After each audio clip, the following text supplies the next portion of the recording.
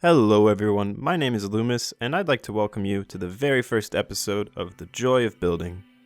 In today's episode, we'll be making a simple forest campsite, with a few interesting details. So let's get started by clearing a few trees and smoothing the terrain out a bit to give ourselves an easier surface to build off of. Next we're going to go ahead and lay out a basic wool path to figure out how we're going to walk through the area. It's okay if this is a little rough at first, it'll only be temporary. Sometimes things are like that. Once you have your path all the way planned out, go ahead and replace the wool with a few blocks that fit the area. In this case, I used gravel, mossy cobblestone, andesite, and coarse dirt. Oh, and adding a few stair blocks can also help your path feel a bit more rugged. Right here you can actually see me get distracted and spend a good 10 minutes changing up the cliffs in the background. But I want to use it as an opportunity to say that you should make those little changes right when they pop into your mind so you don't forget them, because those are what will help your build stand out and feel unique. But anyways, here's what the valley looks like with the finished path. And I already got sidetracked again.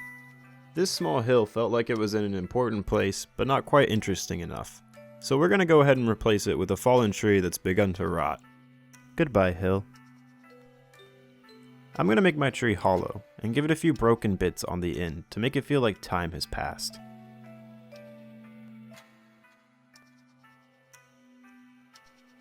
I also want to give this tree roots, so it looks like it was knocked over by a storm a long time ago and not cut down by a person.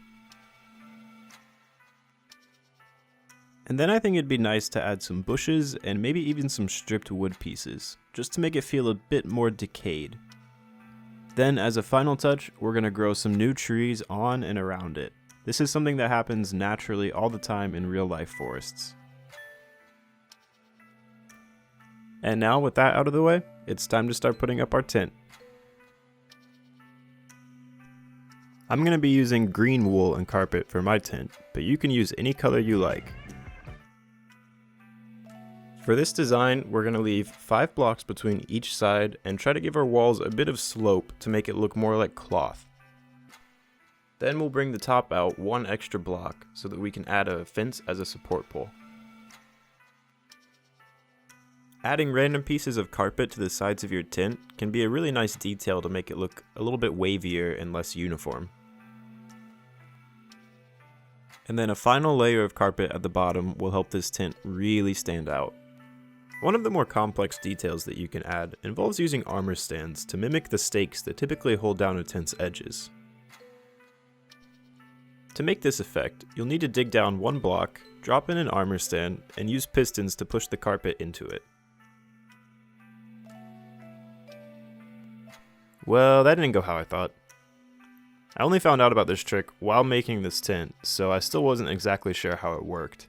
Turns out you actually need 2 pistons so that you can push a block underneath the carpet and the carpet at the same time. Then it will work. Now here's what the tent looks like with all 4 of the wooden stakes in place. Next, I'm going to finish wrapping my path all the way around, which should give us a nice middle area to put a big warm campfire in.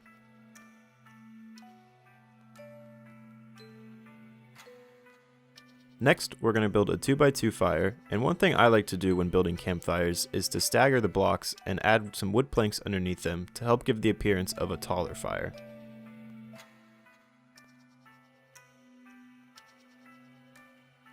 You might also want to put some stones around it.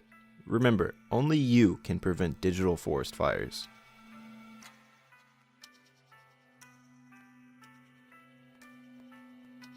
Now that the fire's done, I'd just like to brush up the cliffs behind the tent a little bit.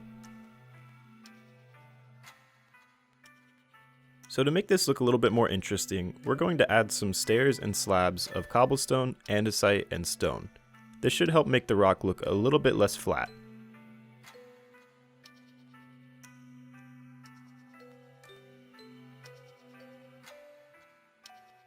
And when terraforming, it's important to keep in mind that we're not trying to completely change the terrain. We just want to be inspired by it and bring the most out of it.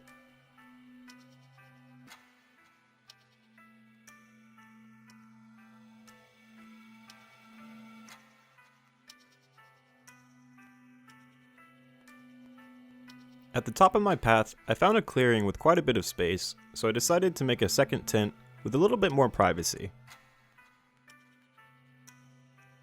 For this tent, I went with a shorter and slightly different design, just to keep things a bit more interesting. I like to do that so my builds don't become too stale. And after planting a few trees, here's what the little side area turned out to look like.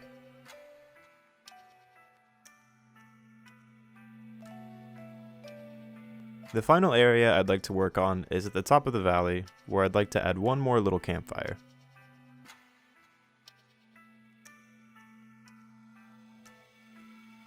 So let's get started by adding some boulders to the top of the cliffs.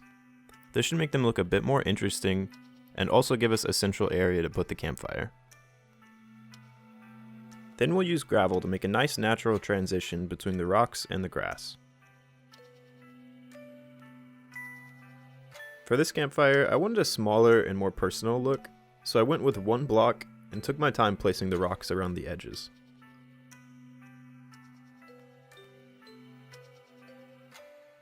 And here's what the area looked like after just a little bit more terraforming.